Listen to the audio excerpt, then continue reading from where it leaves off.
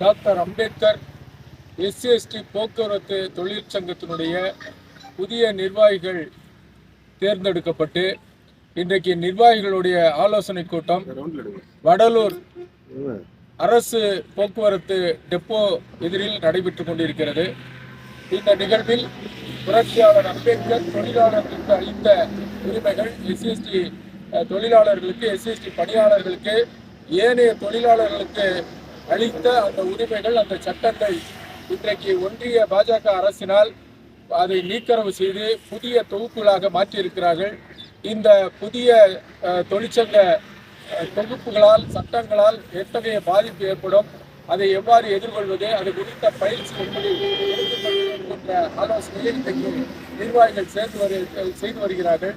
அந்த அடிப்படையில் நம்முடைய இந்த தொழிற்சங்கத்தினுடைய எதிர்கால நடவடிக்கைகள் அதனுடைய மேம்படுத்துதல் குறித்த ஆலோசனையை இன்றைக்கு இருக்கின்ற நிர்வாகிகள் அதை குறித்து ஆலோசனை செய்து வருகிறார்கள்.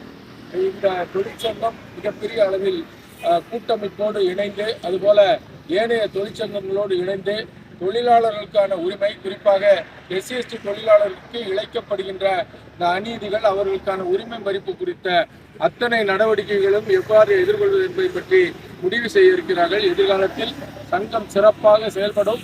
அதுபோல தொழிலாளர்களுடைய உரிமையை காப்பதற்காக இந்த தொழிற்சங்கம் மேலும் மேலும் போராடும். அதன் மூலமாக போராட்ட நடவடிக்கைகள் மூலமாக உரிமைகளை காப்பதன் மூலமாக தொழிற்சங்கத்தை வலிமைப்படுத்த வேண்டும் என்கின்ற அத்தனை நடவடிக்கைகளும் அந்த அதனுடைய தீர்மானங்களை இங்கே எடுத்திருக்கிறார்கள்.